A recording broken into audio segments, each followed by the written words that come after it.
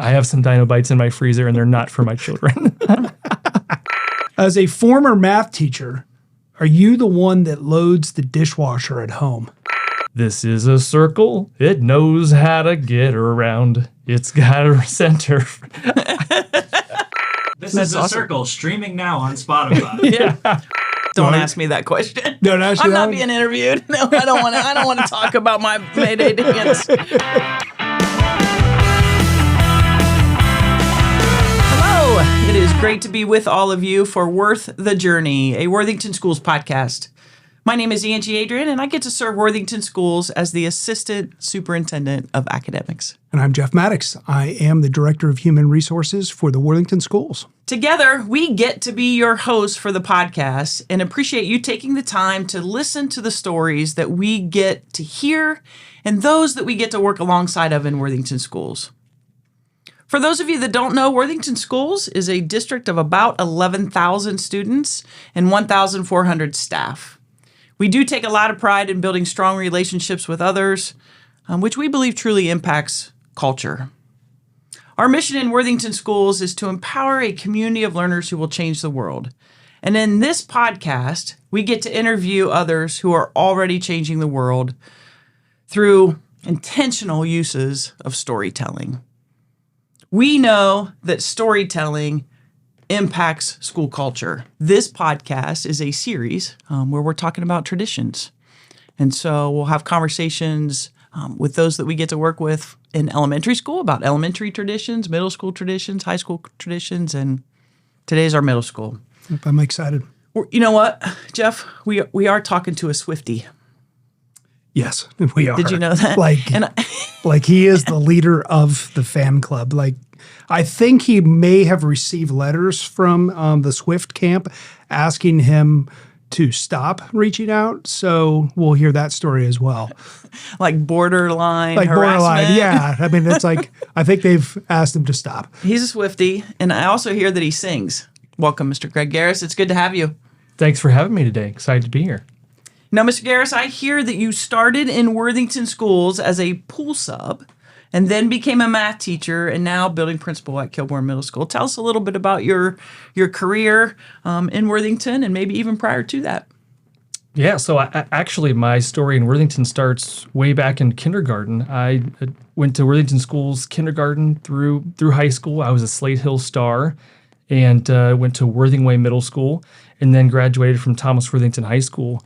And then after graduating college, I got the opportunity to come back and sub in Worthington Schools. And it was such a cool opportunity. I started every single day with a phone call from Karen Holt. And I was always hoping that it was somewhere in the middle school, high school realm, because that was my background. There were days where I was called to be a kindergarten teacher or a music teacher. And you just roll with it and you do the best that you can. Kindergarten, I spent a lot of time just counting kids, making sure I didn't lose any one of them. I'm not sure how much actual instruction happened on those days, but Shout out to our kindergarten teachers. I They do didn't an lose amazing anybody. job. Oh my gosh, the depth of the sub plans for a kindergarten teacher is out of this world. It's by the second. Oh yeah, and then when I said, "Hey guys, it's time to go out to recess. Go ahead and just put your coats on." I quickly learned that that's about a 15-minute process. Zipping all the coats, helping with the hats and the gloves and everything. It does provide you incredible perspective as a sub, doesn't it? Absolutely. So I learned a lot through that experience as being a substitute teacher, and then got the opportunity to interview to be a math teacher at Thomas Worthington, and that's where my career started. It was over at the high school. My family also graduates of Worthington Schools. My mother-in-law, she is working in the office over at Liberty Elementary. My stepdad, he is driving a bus for Worthington Schools. That's awesome. And We always need bus drivers. Oh, he's so loving that's it. My siblings have also been coaches in the district too, so we are proud of the Worthington Schools and the Worthington community and have been able to give back a little bit. So we love it. For those who don't know, Greg is he is one of the all-stars of the Thomas Worthington baseball program. As a player, Greg, what was your career batting average? Well, the career batting average, I think it improves over time. So it had to be somewhere, That's good. As a math guy, somewhere you know around that's good. 380. Yeah. What I remember it being was really, really good. Yeah. Somewhere around 380. Somewhere around Nice. 380, I like that. I'm sure, or something like that. And then you throw in the home runs and all the things like that. It was a remarkable career. But in all seriousness, I did play baseball and football here in Worthington, and some of my best memories are from that time. I got to play for Coach Gussler here, who's a legendary coach in Worthington. And not only did I take so many lessons from the baseball field, but also just life lessons too from Coach. So, one of the things that he preached every single time was his catchphrase was best time every time down the first baseline. So if you hit a line drive to the pitcher and you're out, you're stepping out of the batter's box, the expectation was that you still sprinted to first base. You give your best time every single time. And that's just something that leads into life as well. So he had lots of little tidbits like that still rattle around in my mind as I'm going through my day. Steve has made an incredible impact on the players he coached, but think about his legacy. We're still talking about Steve Gussler. We're still talking about Coach Gussler, and he's still part of the Thomas Worthington baseball program. Just absolutely. He's got a lasting impact. Absolutely. Yep. We talked to you a little bit before you came on the podcast, and we said, hey, what do you think you're going to be asked on the podcast? And you said something like to dazzle you with conversation about all things middle school. So obviously we know we want to talk about middle school tradition. So you can dazzle us with all things middle school, but let's talk a little bit about traditions. What are some of the middle school focused traditions in Worthington Schools? And certainly you have them at Kilbourne Middle School. Some are consistent at our other middle schools. Some are a little different, but let's dive into that a little bit. Yeah, I'm glad you guys read the pre-podcast interview very thoroughly. I hope to dazzle you a little bit. Middle school is such a cool time because not only are we focused on academics and the growth of students in that respect, but it's a time where kids are figuring out who they are, where they fit in, and we have the opportunity to really create some memories during that time. It's a really fundamental time in your development, and so you create a lot of memories. And so we have some opportunities to do some traditions at the middle school level. One tradition that is a relatively new tradition to middle school was sixth grade camp. So when sixth grade moved to the middle school a few years ago, we started taking all of our kids to camp, and it is just so cool to see them really outside of the school building participating in ropes courses and navigating, staying in cabins together and being away from home for some of them the first time. And it comes with some nerves, but also when they get off those buses coming back from camp, they're just a little bit closer together. They're walking a little bit taller. Their parents are like, what happened those last few days? Yeah. And that's a really cool experience and a fun tradition that we're starting up in Worthington. Another one that we have at Kilbourne Middle School, and I know happens in other middle schools too, is we do a big dodgeball day right before Thanksgiving break. During this day, students make their dodgeball teams and over the course of the day compete in a tournament. We've also got a whole array of activities outside of that too. So you can watch a movie, you can play some video games, you can do board games because kids are interested in different things. But the dodgeball tournament ends up being the star of the show. And so over the course of the day, kids are competing in dodgeball. And at the end of the day, the staff team takes on the champion of the student tournament, and it's rather savvy for the staff team because the kids are exhausted by that point. Their arms are a little ragged, and so we can come in fresh and just try to mow them down. But it's a fun way. You don't let them win? Absolutely not. No. Come on. And so They take that very seriously. take it I was very invited seriously. to be a guest official for that staff student dodgeball tournament.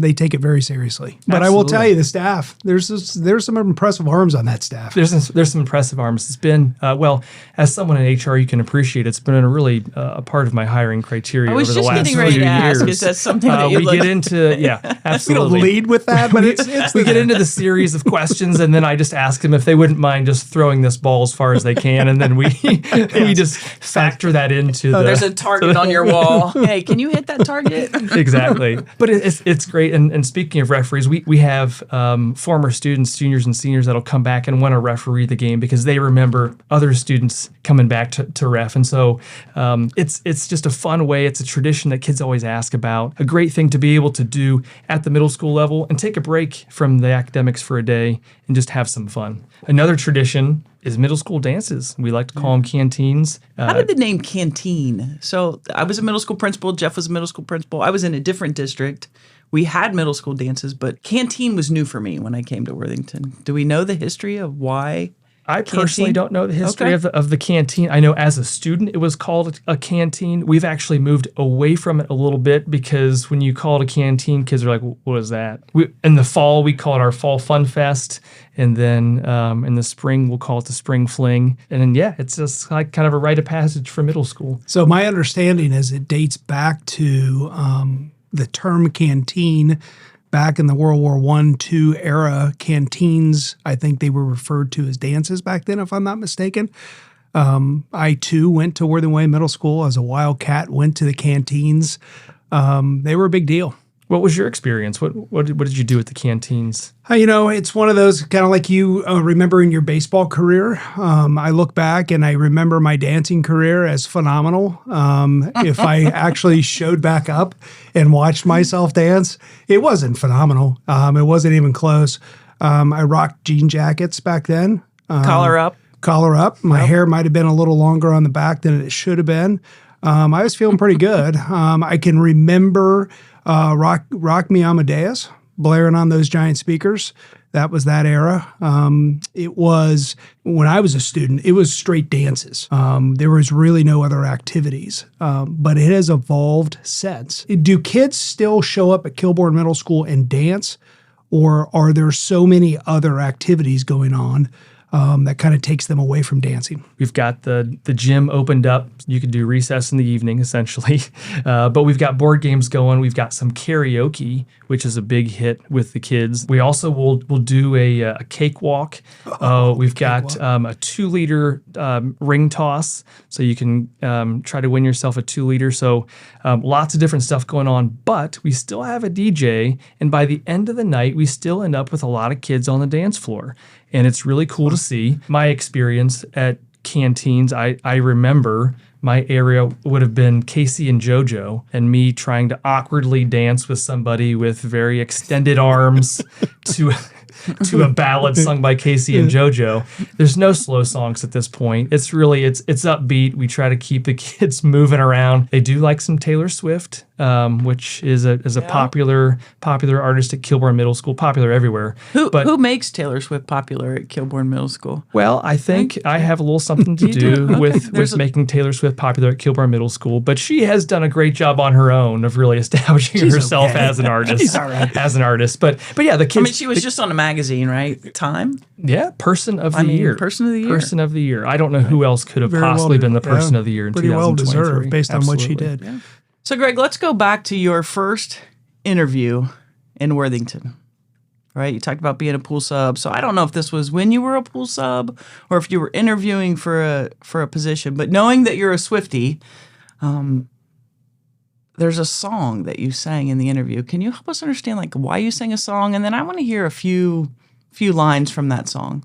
Well, I'm having some flashbacks now to that particular moment, but sure, I'll kind of paint a picture for you. I was interviewing to be a math teacher at Thomas Worthington High School. It was my very first committee interview. I had gone out and I got a suit, so I looked official. And as I was getting ready, I put my suit on. It's this nice, like dark gray suit. I realized I had no black dress shoes. Just didn't own any black dress shoes at that point. So I got into my stepdad's closet and started rummaging around, and I found some of his dress shoes. He wears size shoes that are about 2 sizes bigger than mine.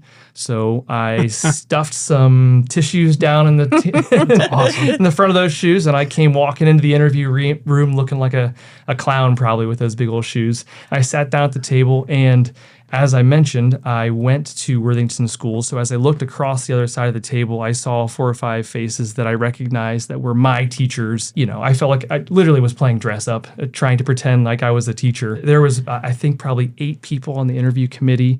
And as we got into the questions and I was starting to feel the rhythm a little bit, and they were asking about how I keep students engaged. And I said, well, one of the things I like to do is use music in the math classroom. It helps students connect to the content a little bit, helps things stick with them a little. Legendary teacher at Thomas Worthington, Bob Galasso, interrupted me in the middle of me going. He said, well, can you sing one? We made eye contact. It felt like a challenge. And so there was an awkward silence. And then I just followed up with, this is a circle. It knows how to get around. It's got a center. You can cut that part. That's awesome. And so I started singing, and everybody was like, no, you don't have to do that, Bob. Why'd you make him sing? And I looked at it as like, he's seeing what I'm about here. Right. And so I let him know that I'm willing to Your true self. I'm willing to do whatever it takes. I think that might have tipped the scales a little bit. It didn't give me a singing career, but it did start my career at Worthington Schools. So I got to give a tip of the cap to Bob Galasso and the Circle song, because I might not be sitting here today without it. There are going to be those kinds of informal, goofy moments. And it sounds like you were provided that opportunity and you owned it. So good for you. And you got the job. And I got the job. That's the most important thing. You obviously have had a lot of success in your life, and I know that we're talking about middle school traditions, and you've helped build those traditions in middle school. But when you think about your own career and where you are, and now you're serving the greater community at Kilbourne Middle School, talk to our listeners about who has had that impact on your life, who has really helped you become the leader and the man that you are today. I don't think we can point to any one person at all, but over my time in Worthington Schools, there's been so many people that have had a lasting impact on my life and whose messages and whose lessons have impacted me. So my elementary school counselor, Kathy Moore, she would come into classrooms and she would do lessons with us. And one of the lessons was about doing your have-tos before you do your want-tos. To this day, I have a page that I print out every day, how I plan my day. And on that list, I have have-tos and I have want-tos. And I go through them in that order. It's something that I talk about with my kids. She talked about this concept of your self-esteem. She used the term ILAC, stands for I am lovable and capable. If you are kind to the people around you, then their self-esteem, their ILAC stays whole. But if you do little things that are unkind, it starts to eat away at those things. And it's this visual that's stuck with me about just be kind to people always. Those little messages are always with me. And it's really cool to see Mrs. Moore. She still is involved in the Worthington community. She will pop into Kilbourne Middle School and work with some of our students in Global Thinkers classes.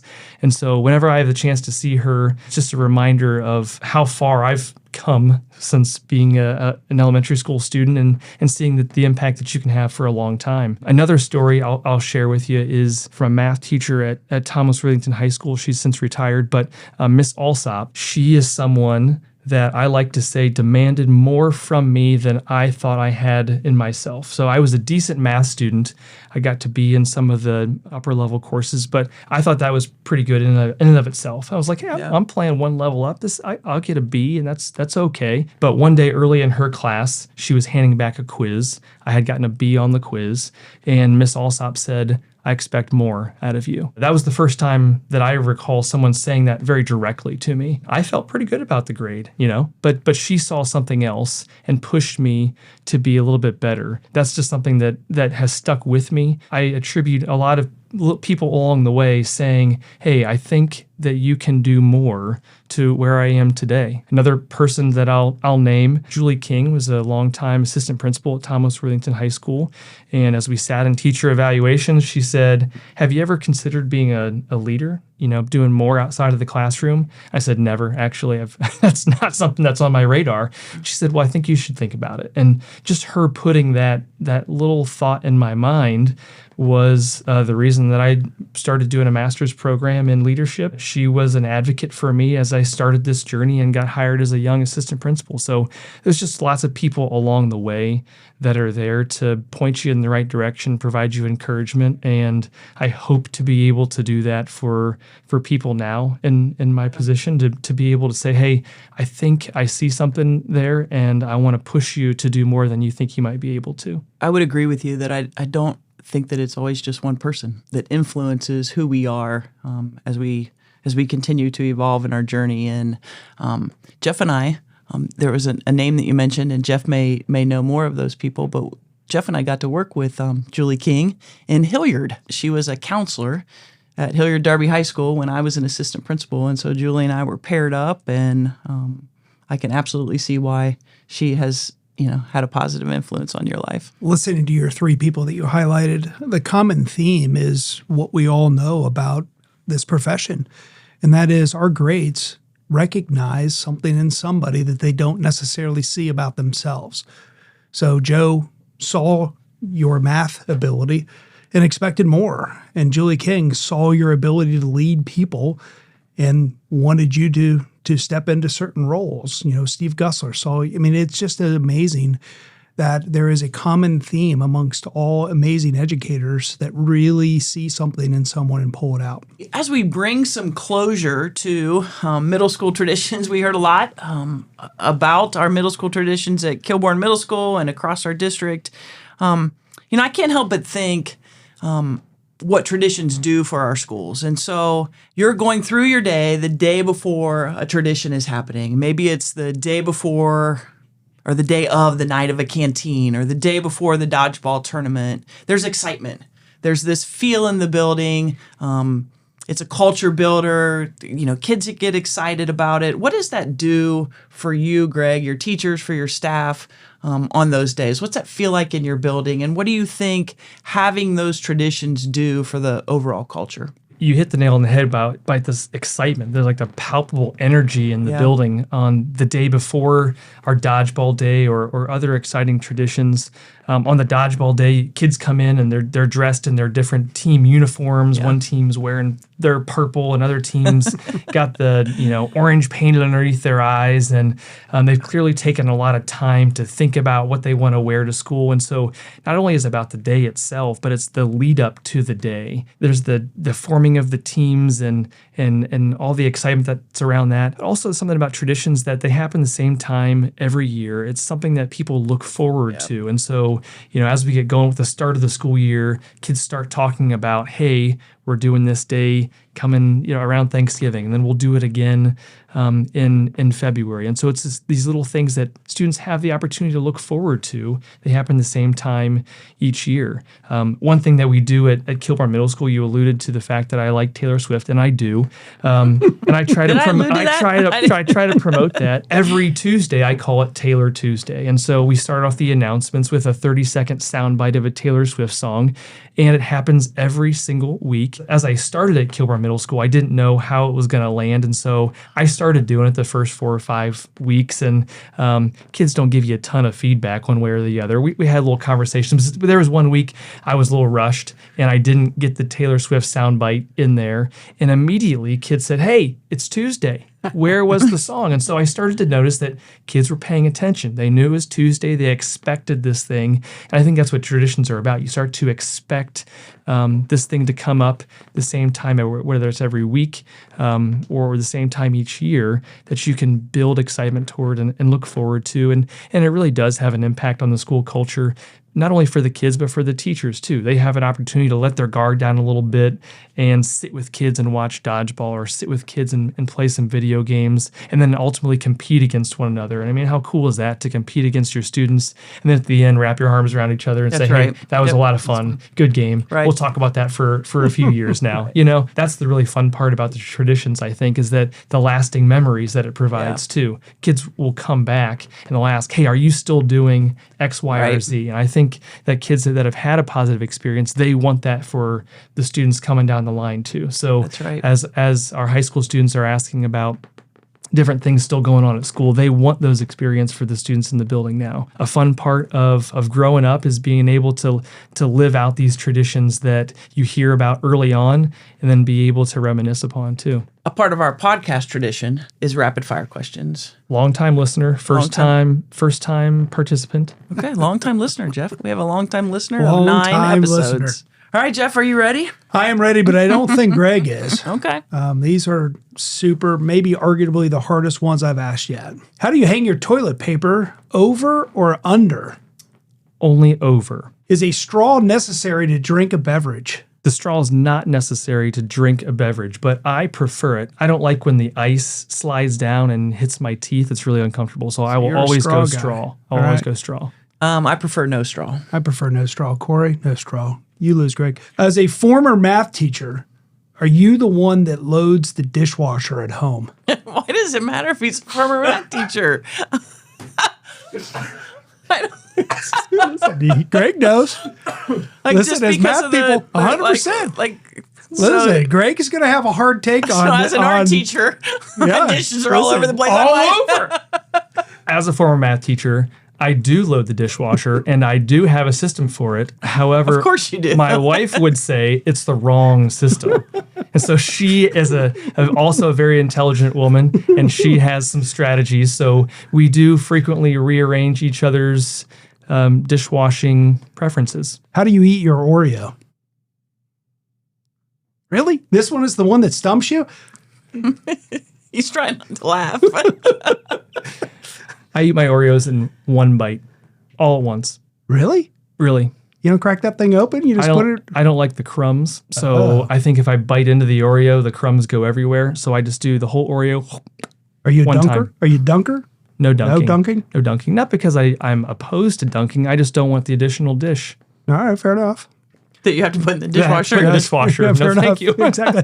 What is your most favorite comedy TV show of all time? There are so many really good comedies out there, but I'm going to go with an older one. I love Seinfeld. Are you a blue cheese or ranch guy with your chicken wings? I'm a neither. I'm a purist. No dipping of the chicken wings. What was your go-to recess game? At recess at Slate Hill, they have a big grass field back there. Yeah. Yeah. So my favorite recess game had to have been First Bounce Fly, a game where one person's throwing, there's a pack of individuals. You got to catch it in the air on the first bounce, and then you get to be the thrower. We would play that ad nauseum at recess time. It's a I blast. totally forgot about that game. That was a fun one. If Taylor Swift asked you to tour with her as a backup dancer, would you quit your job? I love my job. Maybe I could take a hiatus and just give it a try as a background dancer, but knowing my dancing skills, I'm not sure that invitation's coming anytime Let's soon. say the HR person denies your request for a leave. Would you quit your job to become a backup dancer for Taylor Swift? I wouldn't. You would not. I would not. Wow.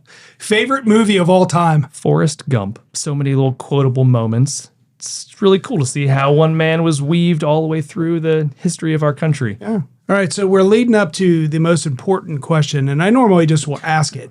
However, I got beef with you. You ran a cereal contest at KMS, and as it turns out, I have no way to prove this, that you maybe manipulated the results. But I am going to ask you, what is, in fact, the greatest cereal of all time? Well, I do feel like before I answer, I need a chance to defend myself. We did run a cereal bracket during COVID, and we had lots of great cereals in there.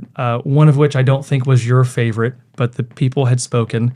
And so we ran a bracket, and the winner of that bracket was Lucky Charms. But the runner-up is what I believe is the greatest cereal of all time, which is Cinnamon Toast Crunch. All right, fair enough. Cinnamon Toast Crunch is a good cereal, right? But better dry than it is with milk on it. Well, I think it's the beauty of it is that it's really good dry or with milk. And if you're someone who likes to drink the milk afterwards, you get a nice cinnamon milk combo that's at the true. end, The milk which at is the end really is good. good. It's the taste you can see. Thanks for playing along, Greg. Greg, thanks so much for taking the time to join us today and talk a little bit about middle school traditions and a little bit about, your personal life and your work as a leader in Worthington Schools. We appreciate what you do at Kilbourne Middle School. I know you have a staff who adores you and students who appreciate Taylor Swift Tuesdays and a community who is thankful for you to be a part of Kilbourne Middle School. So thank you so much for your time today. Thanks, Greg. Thank you, guys. Thanks for tuning in to today's Worth the Journey podcast. You can find us on Apple, Spotify, Google, our Worthington Schools website, or wherever you get your podcasts. A big thanks to Corey Carter and our communications team for making this podcast a reality. And of course, to our students at The Ohio State University in the communications department. The journey may not always be easy, but it'll definitely be worth it. Thanks for taking care of each other, and have a great day out there.